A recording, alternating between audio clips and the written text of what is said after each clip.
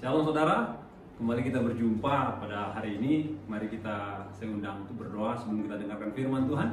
Bapa di surga, terima kasih buat hari ini. Kalau Tuhan masih beri kami kehidupan, kekuatan, kesehatan, damai, sejahtera, sukacita, perlindungan, Engkau Allah yang sungguh sangat baik. Meski Tuhan kami belum bisa ibadah di gereja dan kami masih ada di rumah, namun biar lewat firman Tuhan yang kami dengar pada hari ini, kami diteguhkan dan Tuhan ada bersama dengan kami meskipun kami ibadah keluarga. Kami mau sambut firman Tuhan dalam nama anak-Mu Yesus. Kami mengucap syukur dan berdoa. Kita yang percaya katakan amin. Saya ucapkan Tuhan kiranya memberkati Bapak Ibu, menyertai Bapak Ibu, membela Bapak Ibu sekeluarga, dijauhkan dari sakit penyakit, dari apapun, dan kita bisa tetap melaksanakan atau melakukan aktivitas kita walaupun tidak bisa seperti sedia kala, tapi yakinlah Tuhan akan berikan waktu-waktu yang indah di hari ke depan. Pada saat ini saya akan sampaikan firman Tuhan, judulnya Karya Roh Kudus. Judulnya Karya Roh Kudus. Yohanes 16 ayat 8 dikatakan, dan kalau ia datang, ia akan menginsafkan dunia akan dosa, kebenaran, dan penghakiman. Sebelum saya khotbah, nanti Bapak Ibu, setelah khotbah saya akan memimpin kita dalam menikmati usus perjamuan kudus. Jadi bagi Bapak Ibu yang telah memiliki anggur dan roti, nanti kita akan bersama-sama menikmati perjamuan kudus. Kembali kepada firman Tuhan, karya Roh Kudus dari Yohanes 16 ayat 8, saya dapatkan kebenaran pertama. Roh Kudus itu menginsafkan dunia, menginsafkan manusia akan dosa dikatakan, lalu akan kebenaran dan akan penghakiman. Saya akan khotbah menggali kata-kata kerja yang ada di ayat ini. Kata menginsafkan itu dalam terjemahan bakunya itu pakai kata menegur, pakai kata memperingati. Yang lebih repot pakai kata menelanjangi atau menyingkapkan. Menelanjangi atau menyingkapkan. Sebelum setiap orang percaya menjadi percaya, sebelumnya kita adalah orang yang tidak percaya. Dan pada waktu kita belum tiba pada titik pertobatan menjadi percaya, itu Roh Kudus yang giring kita, yang tegur kita, yang insafkan kita, yang beri kesadaran pada kita untuk kita tiba pada titik di mana kita bertobat dari dosa-dosa dan pelanggaran kita. Jadi ketika kita bertobat Bapak Ibu, ada inisiatif daripada Roh Kudus pra pertobatan kita. Selain kita buka hati untuk komit, berhenti dan terima Tuhan sebagai juru selamat, itu Roh Kudus yang kerja dengan luar biasa. Kata yang kedua dikatakan menginsafkan kita akan penghakiman. Kata penghakiman ketika saya pelajari kata-katanya itu bicara mengenai menghakimi, menghukum, adil dalam memutuskan apa yang salah. Adil dalam memutuskan apa yang salah. Ini masih dalam konteks pertobatan saya pelajari Bapak Ibu. Jadi ketika orang-orang mengarah kepada pertobatan, maka dia dihakimi oleh Roh Kudus. Hatinya dibawa kepada sebuah kondisi untuk menghukum dirinya yang tidak benar, supaya dia datang kepada Tuhan pada satu titik. Ya, pada satu titik. Dan itu akan mendorong dia memutuskan untuk berhenti dari yang salah dan mengarahkan hidup kepada Tuhan. Kata yang ketiga itu adalah kata kebenaran. Kata kebenaran itu ketika saya pelajari adalah sebuah pola hidup yang dituntut oleh Allah selayaknya bagi orang yang percaya. Tuntutan Allah akan hidup yang sepatutnya dijalani bagi setiap orang percaya. Jadi Bapak Ibu, Allah Roh Kudus yang berkarya dalam hidup kita, dia berkarya agar manusia itu insaf, tinggalkan hidup dari dosa, dan jadikan kita bertobat, berbalik dari hidup yang lama, dan kita percaya kepada Tuhan sebagai satu-satunya pusat penyembahan kita, di mana kita menjadikan dia Tuhan sekarang sampai selama-lamanya. Itu karya Roh Kudus. Jadi kalau saudara Bapak Ibu sekarang menjadi orang percaya, perhatikan ini, menjadi orang percaya, mari evaluasi diri. Apakah hidup saudara setelah menjadi percaya itu semakin lebih baik dalam hal etika, dalam hal moral, dalam hal attitude, dalam hal sikap. Kalau ada perubahan yang signifikan, Alkitab katakan itu karya Roh Kudus. Itu adalah karya Roh Kudus. Yang kedua, coba perhatikan, setelah kita percaya pada Tuhan, apakah unsur spiritualitas saudara meningkat? Apa saudara menjadi orang yang giat berdoa? Apa saudara menjadi giat beribadah? Apa saudara menjadi giat dengar firman Tuhan? Apa saudara menjadi orang yang suka mendengarkan khotbah dan firman Tuhan, pelajaran-pelajaran rohani? Kalau itu terjadi, itu karya Roh Kudus. Karya Roh Kudus. Bukan karena keputusan diri, tapi Roh Kudus yang memberikan saudara pertumbuhan dan perkembangan untuk menjadi lebih baik, dekat kepada Tuhan. Namun dewasa ini ada masalah yang terjadi, saya amati. Ada orang percaya yang masih bergumul dalam hidupnya, yang masih terikat dalam dosa. Roh Kudus, saya yakinkan bahwa saudara, Roh Kudus akan tetap bekerja, akan tetap berkarya buat orang-orang Kristen model ini sampai dia melepaskan diri dari ikatan itu sendiri. Ada orang percaya, Bapak Ibu, yang masih belum total jadikan Tuhan sebagai pusat penyembahannya.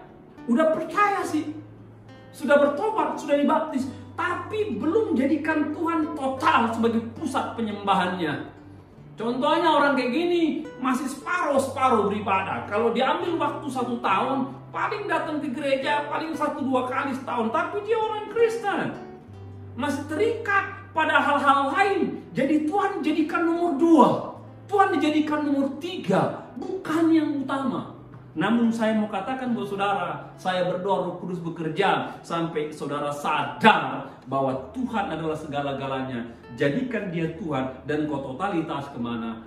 Totalitas memuji menyembah dia. Dan kalau saudara buat itu, saya percaya engkau adalah pribadi-pribadi yang tetap dikerjakan, dikaryakan Roh Kudus untuk menjadi manusia lebih baik, menjadi manusia yang dekat kepada Tuhan. Yang kedua, karya Roh Kudus itu menghibur. Yohanes 14 ayat 26 dikatakan, "Tapi penghibur yaitu Roh Kudus yang akan diutus oleh Bapa dalam namaku, dialah yang akan mengajarkan segala sesuatu kepadamu dan akan mengingatkan kamu akan semua yang telah kukatakan kepadamu."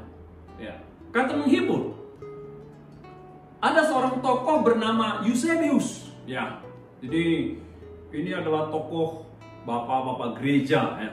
Dia mengartikan kata penghibur itu adalah sebagai seorang pribadi penolong yang memiliki kuasa, kekuatan, kemampuan untuk menolong dan melepaskan orang yang ada di bawah. Itu konsepnya tentang penghibur.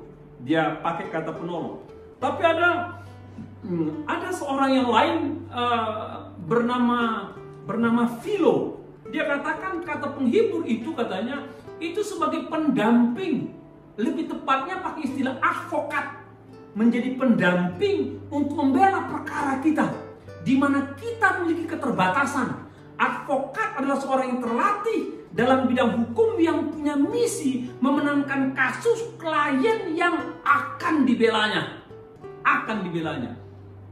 Dari kedua terminologi ini, saudara, saya percaya kita akan mendapatkan pemahaman yang kuat, yang lengkap, yang utuh. Ketika dikatakan Roh Kudus itu penghibur model apa? Ada pertolongan daripada dia. Pertolongan dari pihak yang kuat, dari pihak yang hebat, yang bernama Allah Roh Kudus, yang punya kuasa kemampuan. Yang kedua adalah penghibur, maksudnya bahwa dia adalah pendamping buat saudara. Pendamping yang punya profesi lebih daripada seorang pengacara. Yang punya skill, yang punya pengetahuan untuk bela perkara kita, untuk bela kasus kita. Dan saya percaya sebagai pengacara-pengacara hebat yang ada di muka bumi ini, mengapa dia hebat? Karena setiap kasus yang dia pegang, dia pasti menangkan. Dan setiap kasus yang dia pegang, dia menangkan. Makanya dia dicari orang untuk menjadi pendamping. Dan saya mau katakan, ada advokat yang terbaik daripada yang terbaik di muka bumi, yang bernama Tuhan, yang bernama Allah Roh Kudus. Dari sejak zaman purbakala, biasanya advokat itu hanya bisa diminta tolong oleh orang-orang yang punya duit, Bapak Ibu. Jadi kalau ada orang punya masalah dan ketika dia ribut dengan pihak lain, harus masuk dalam ranah hukum, maka dia akan hire, dia akan minta tolong seorang advokat, dan ada kontrak jasa di situ. Semakin banyak uangnya, semakin kuat advokat yang dia dapatkan. Nah, berbeda dengan kita orang Kristen, Bapak Ibu. Ya, kita orang Kristen dan Roh Kudus adalah Allah. Allah Roh Kudus gak butuh uang, dan kita tidak punya kemampuan, kualifikasi untuk beri sesuatu kepada dia. Dengan kata lain, tidak ada daya tarik, kualifikasi yang ada pada diri kita yang begitu unggul sehingga menarik perhatian dia. Nggak ada, Bapak Ibu.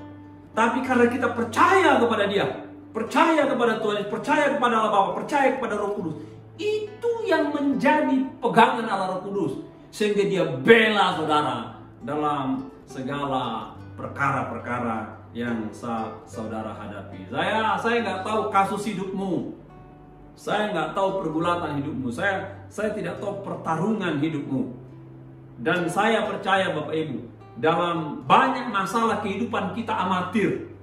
Sekali lagi saya mau katakan, dalam banyak masalah kehidupan kita itu amatir, kita nggak profesional.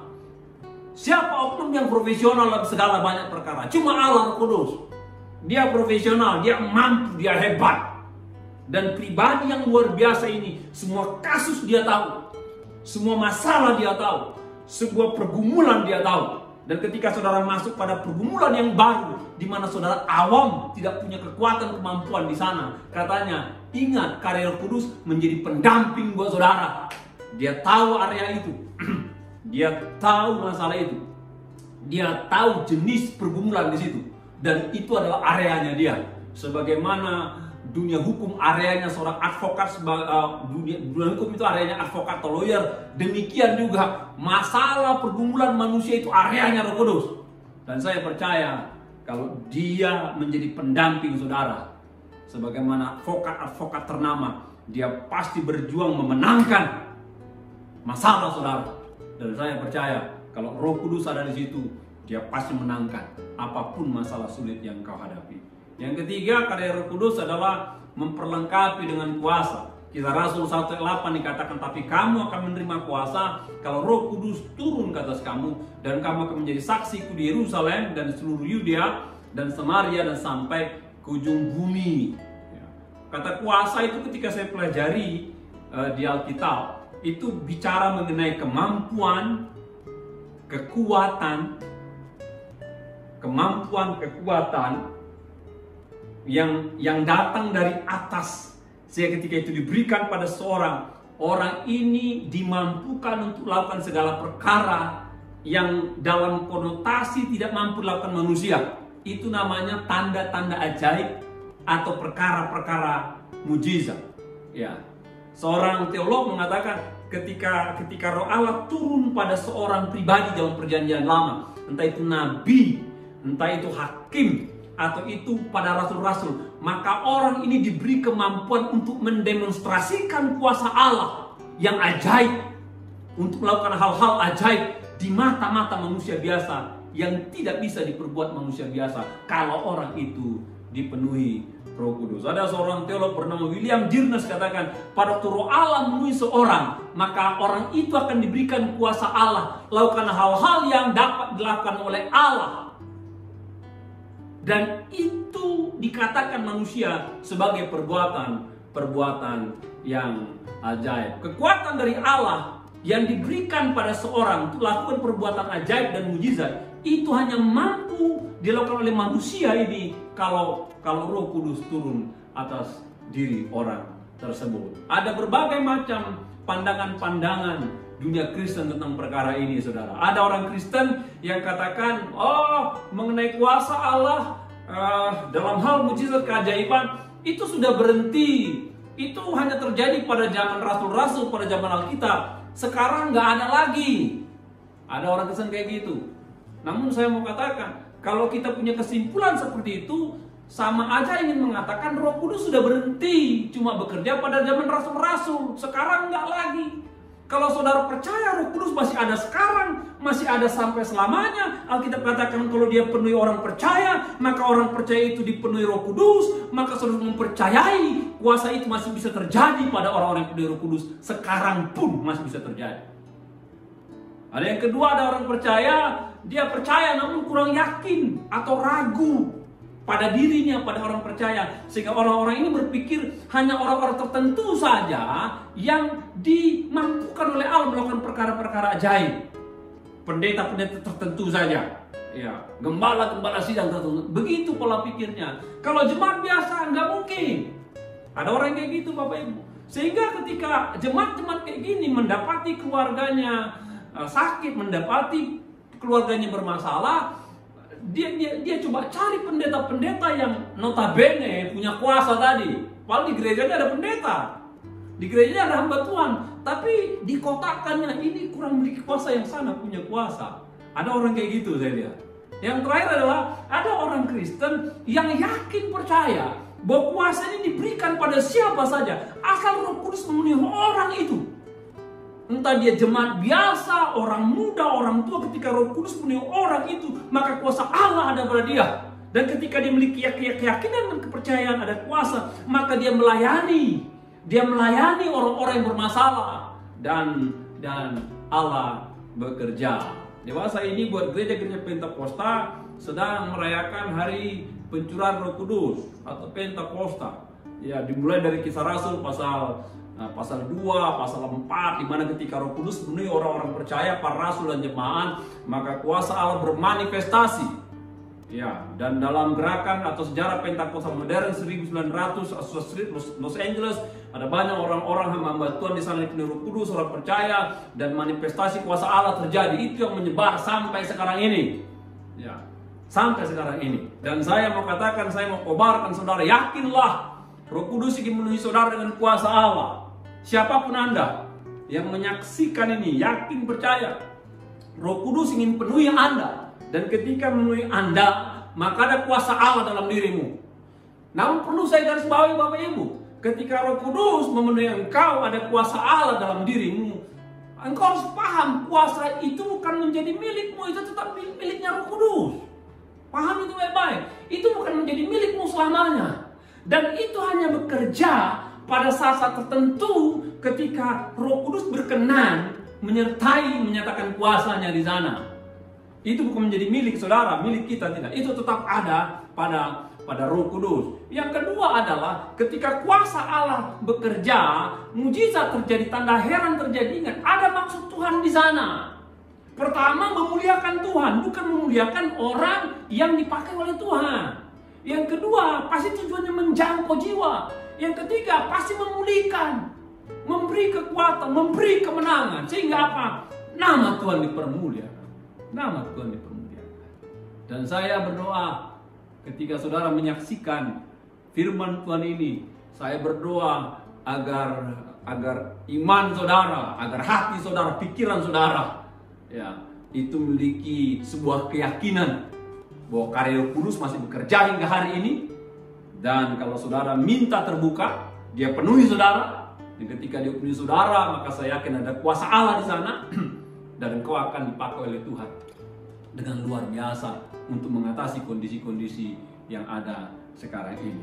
Biarlah engkau senantiasa terbuka pada minggu-minggu ini bahwa masih ada Allah Roh Kudus dan tetap bekerja sekarang sampai selama-lamanya. Dia insafkan manusia akan dosa. Dia insafkan manusia akan dosa, Bapak Ibu. Dia berikan kuasa. Dia berikan kuasa kepada orang-orang yang berdoa, berharap percaya. Dan dia akan menolong kita dalam kehidupan kita. Dia akan membela kita dalam kehidupan kita. Mari kita berdoa. Saya bersyukur kepada Tuhan bahwa hari ini kami telah dengar firman Tuhan. Bahwa kami tidak berjalan sendiri. Ada Allah Roh Kudus yang menyertai kami, yang menuntun kami, yang membela kami, yang memenuhi kami dengan kuasa-Mu. Dan pastilah Engkau senantiasa memanifestasikan kuasa-Mu pada hidup kami yang ada di muka bumi. Ada banyak masalah, tantangan, rintangan dalam hidup kami.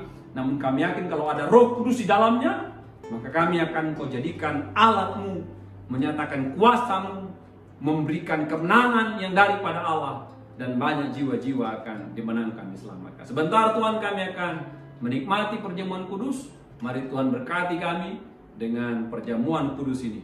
Dalam nama anak-Mu Yesus kami mengucap syukur. Kita yang percaya katakan amin. Bagi Bapak Ibu Saudara yang ada roti di rumah saat ini, saya undang saudara untuk ambil roti itu dan kita akan menikmati perjamuan kudus bersama-sama. Mari saudara angkat roti dan tundukkan kepala dan kita berdoa kepada Tuhan. Di tangan kami Tuhan ada roti yang merupakan lambang daripada tubuh-Mu yang dipecah-pecahkan bagi setiap orang percaya. Dan ketika Yesus mengambil roti mecah-mecahkannya, membagi-bagikannya kepada murid-murid, Engkau berkata, roti ini lambang daripada tubuhku yang dipecah-pecahkan bagimu. Ambillah dan makanlah sebagai peringatan akan aku. Kami akan nikmati roti ini dalam nama Tuhan Yesus kami berdoa mengucap syukur. Haleluya. Amin. Mari kita makan.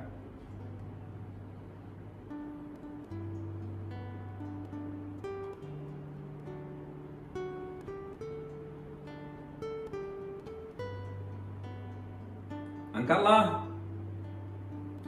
cawan anggur tangan kanan saudara dan dengarkanlah firman Tuhan. Setelah mereka makan, lalu Yesus mengambil anggur dan membagi-bagikannya kepada murid-muridnya dan dia berkata, anggur ini adalah lambang daripada darahku yang dicurahkan atau ditumpahkan bagimu bagi penghapusan dosamu. Ambillah dan minumlah sebagai peringatan akan aku. Mari kita minum dalam nama Yesus. Haleluya.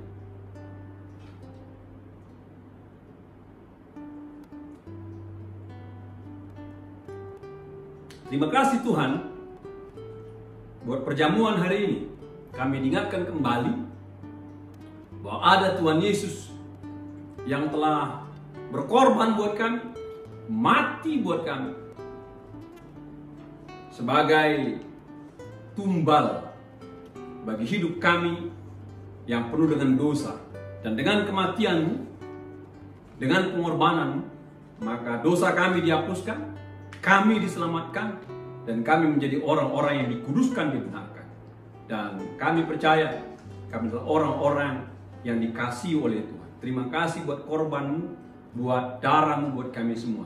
Dan kami terima berkat daripada perjamuan ini. Dan hamba berdoa, kalau hari ini ada anak-anak Tuhan yang punya masalah, yang punya pergumulan, marilah Tuhan memberi pertolongan. Roh Kudus beri pertolongan, beri pembelaan dalam nama. Kalau ada di antara anak-anak Tuhan yang tubuhnya lemah, tubuhnya sakit, biarlah kami yakin percaya Roh Kudus penuhi kami dan kami bisa berdoa tumpangkan tangan. Terjadilah kuasa-Mu, kesembuhan-Mu, mujizat-Mu dalam nama Yesus.